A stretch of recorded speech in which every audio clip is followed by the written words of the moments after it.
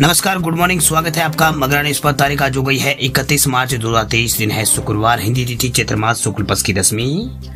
आज की ताजा खबरों के इस अपडेट में बात करेंगे देश भर की तमाम बड़े और काम की खबरों के साथ ही सरकार की ओर से आज लिए गए कुछ महत्वपूर्ण फैसलों जारी किए गए कुछ नए नियमों की। तो इस वीडियो को अभी लाइक करें और चैनल को सब्सक्राइब करके घंटी के निशान को जरूर से दबा दें। तो चलिए आगे बढ़ते हैं आज की बड़ी खबरों की तरफ। तो पहली बड़ी खबर देखिए, सरकार ने कुछ दवाओं पर खत्म की है इम्पोर्ट ड्यूटी। रेयर बीमारियों के इलाज में इस्तेमाल होने वाली दवाएं होगी सस्ती। भारत सरकार ने नेशनल रेयर डिजीज पॉलिसी 2021 के तहत लिस्टेड सभी रेयर बीमारियों के इलाज के लिए इम्पोर्ट दवाओं पर स्पेशल फूड पर बेसिक कस्टम ड्यूटी खत्म कर दी है। इससे देश के उन लोगों को काफी राहत मिलेगी जिनके परिवार का कोई मेंबर जो है रेयर बीमारी से पीड़ित है। वही कैंसर के इलाज में इस्तेमाल होने वाली जो दवाएं हैं उन पर भी सरकार ने यहाँ पर छूट दी है।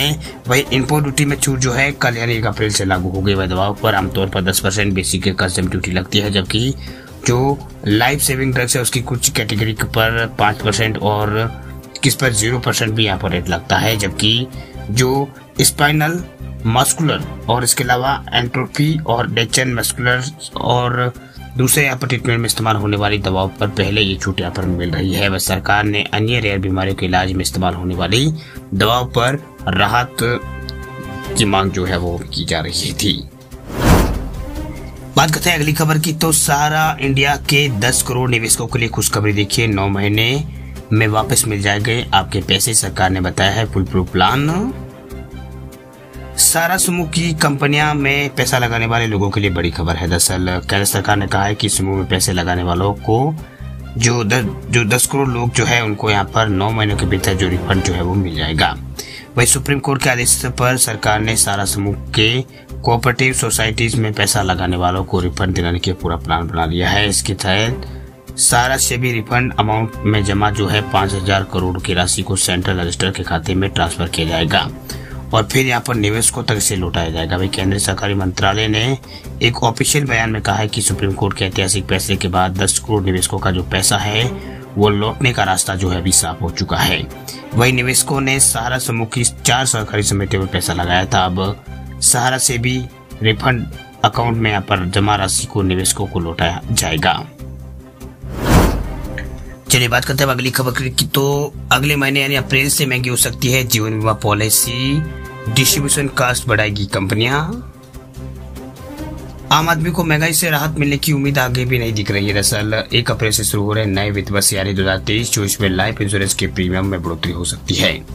दरअसल इंश्योरेंस जो कंपनियां उनके पास अभी यहाँ पर जो कंपनियां हैं उनके पास अब कमीशन और मैनेजमेंट के खर्चों पर जो इरडा है उसके नए नियमों के अनुसार एजेंटों को कमीशन का भुगतान करने की छूट है। ऐसे में लाइफ इंश्योरेंस कंपनियों की डिस्ट्रीब्यूशन कास्ट बढ़ने की संभावना है, क्योंकि इसमें थर्ड पार्टी प्रोडक्ट डिस्ट्रीब्यूशन के लिए ज्यादा कमीशन की मांग यहाँ पर कर सकते हैं। वही लाइफ इंश्योरेंस कंपनियों के लिए जो डिस्ट्रीब्यूशन कास्ट है जो है बैंकों द्वारा प्रमोटेड नहीं है, वह हायर कमीशन पे आउट में बढ़ोतरी हो सकती है। वही बैंकों द्वारा पेमेंट प्रोमोटेड डिस्ट्रीब्यूशन कास्ट पर कम प्रभाव पड़ने की संभावना है।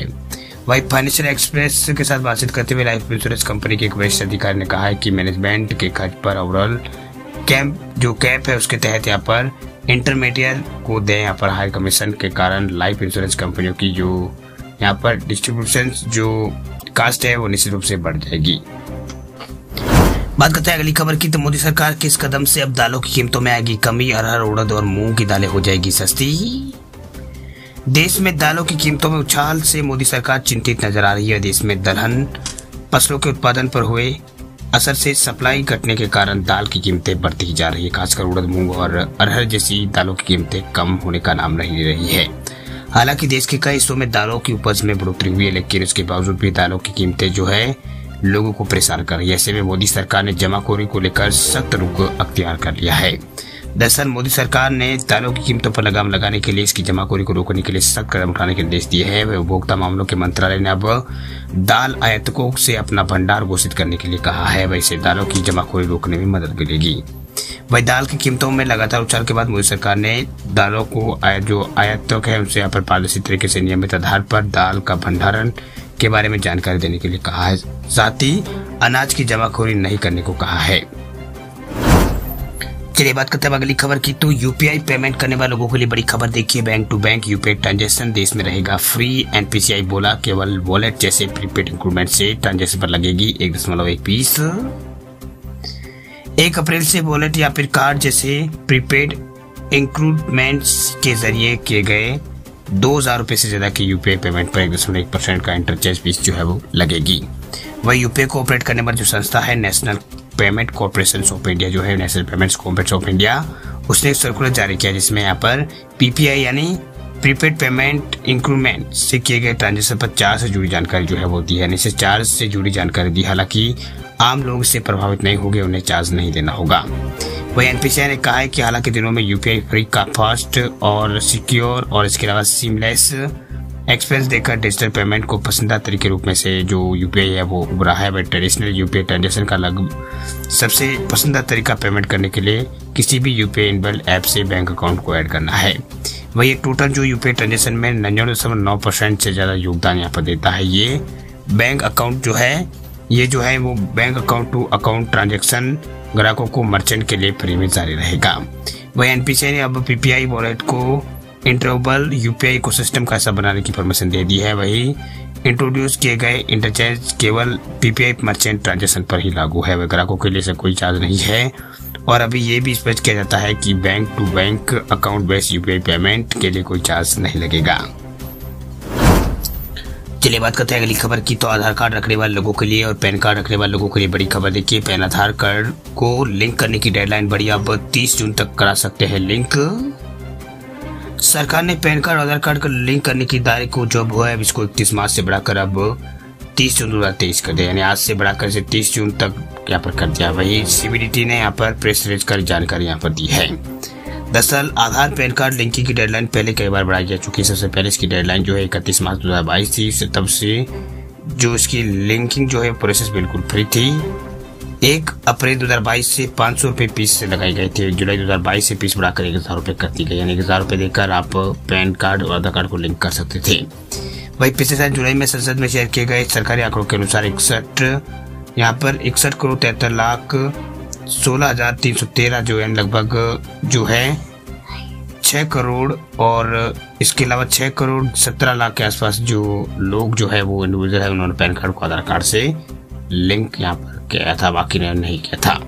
वही पैन कार्ड इनएक्टिव होने पर लोगों को यहाँ पर म्यूचुअल फंड या फिर स्टॉक अकाउंट खोलने जैसी चीजों की अनुमति नहीं होगी। यानी अगर आप पैन कार्ड को आधार कार्ड से लिंक नहीं करते हैं, यानी 30 जून तक आप ऐसा नहीं करते हैं, तो फिर आप जो है स्टॉक अकाउंट खोलने जैसी चीजों की अनुमति आपको नहीं होगी। म्यूचुअल फंड में आप इस्तेमाल जो म्यूचुअल फंड का वो नहीं कर पाएंगे। इसके अलावा यदि आप पैन कार्ड कहीं भी दस्तावेज के रूप में अगर पैन कार्ड को आप यूज करते हैं तो आपके ऊपर भारी जुर्माना भी लगाया जा सकता है। चलिए बात करते हैं अगली खबर की। उत्तर प्रदेश के छात्र छात्राओं के लिए खुशखबरी देखिए, 35 लाख युवाओं को मिलेंगे स्मार्टफोन और टैबलेट से टेंडर के लिए कैबिनेट ने दी है मंजूरी। स्वामी विवेकानंद युवा सशक्त योजना के अंतर्गत योगी सरकार 35 लाख युवाओं को निःशुल्क टैबलेट और स्मार्टफोन देगी। वह टैबलेट व स्मार्टफोन खरीदने के लिए सरकार कंपनियों के टेंडर को आमंत्रित करेगी। वह शुक्रवार को मुख्यमंत्री योगी आदित्यनाथ की अध्यक्षता में हुई कैबिनेट बैठक में योजना के तहत 10 लाख टैबलेट और 25 लाख स्मार्टफोन खरीदने के लिए अंतिम बिल दस्तावेज को मंजूरी दे दी गई है। वह वित्त मंत्री सुरेश कुमार खन्ना ने बताया है कि टैबलेट और स्मार्टफोन की खरीद जो है वित्तीय वर्ष 2022-23 के लिए की जाएगी। बता दें आपको कि पिछले विधानसभा चुनाव में भाजपा ने अपने लोक कल्याण संकल्प पत्र में विवेकानंद युवा सशक्तिकरण योजना के तहत 2 करोड़ युवाओं को टैबलेट और स्मार्टफोन देने का यूपी के अंदर वादा किया था। बात अब करते हैं अगली खबर की। उत्तराखंड के लोगों को लगा है महंगाई का एक और झटका, 13% तक बढ़ सकती है बिजली की कीमतें। उत्तराखंड में प्रदेश वासियों को बिजली का बड़ा झटका लग सकता है। दरअसल एक बार फिर विद्युत विनियामक आयोग ने बिजली दरों में 11 से 13% की इजाफा जो है वो कर दिया है, यानी जो इजाफा जो है कर दिया, लेकिन जो नई दरें जो है 1 तारीख से लागू होगी। दरअसल नई दरों के लागू होने के साथ ही उपभोक्ताओं जो घरेलू उपभोक्ताओं को प्रति यूनिट 10 से 25 पैसे तक की बिजली जो है उनकी महंगी हो जाएगी। भाई कमर्शियल कनेक्शन में 57 पैसा प्रति यूनिट का भुगतान करना होगा, जबकि इंडस्ट्रियल कनेक्शन के लिए 1 रुपये और 34 पैसा प्रति यूनिट जो है अतिरिक्त देना होगा। जानकारी के मुताबिक सबसे अधिक बढ़ोतरी रेलवे खर्च में होने वाली बिजली की दरों में हुआ है। यह दरों में जो है 9.68% की वृद्धि हुई है। बिजली निगम के इनपुट के मुताबिक इस समय यहाँ पर उत्तराखंड में लगभग 4 लाख घरेलू कनेक्शन धारी है। ऐसे में बढ़ी हुई कीमतों का जो प्रभाव जो है सभी के ऊपर पड़ेगा। बात हम करते हैं अगली खबर की। तो अगली खबर है कोरोना को लेकर देश में 11 राज्यों तक फैला है नया कोरोना वेरिएंट, एक्सपर्ट ने दी है चेतावनी। देश में कोरोना जो एक बार फिर खतरा बनता जा रहा है। पिछले 24 घंटों में इस वायरस के 3016 नए केस सामने आए हैं। चिंता की बात यह है कि मरीजों की मौतें भी हो रही है। महाराष्ट्र में 3 और दिल्ली में 2 मरीजों ने जान गंवाई। एक्सपर्ट का कहना है कि कोरोना के नए वेरिएंट ओमिक्रॉन का जो सब वेरिएंट है उसकी वजह से केस बढ़ रहे हैं। वही ओमिक्रॉन XBB जो वेरिएंट है 0.1.16 ये तेजी से फैल रहा है और लोगों को संक्रमित कर रहा है। वही जो वेरिएंट जो है इम्यूनिटी को भी चकमा यहाँ पर दे रहा है। स्वास्थ्य मंत्रालय के आंकड़ों के मुताबिक देश के 11 राज्यों में XBB वेरिएंट के केस जो है दर्ज किए जा चुके। इस वेरिएंट के मामलों की संख्या 600 पार हो गई है। महाराष्ट्र, दिल्ली, गुजरात, कर्नाटक, MP में XBB वेरिएंट के केस अधिक आ रहे हैं। इस वेरिएंट की वजह से मौतें भी हो रही है। तमिलनाडु में XBB की चपेट में आने से एक 27 साल के युवक ने दम तोड़ दिया। इस वेरिएंट के बढ़ते मामलों को देखते हुए केंद्र सरकार ने सभी राज्यों और केंद्र शासित प्रदेशों को जीनोम सीक्वेंसिंग बढ़ाने के निर्देश दिए हैं। यानी जो जीनोम सीक्वेंसिंग है उसको बढ़ाने का निर्देश जो है वो दिया है।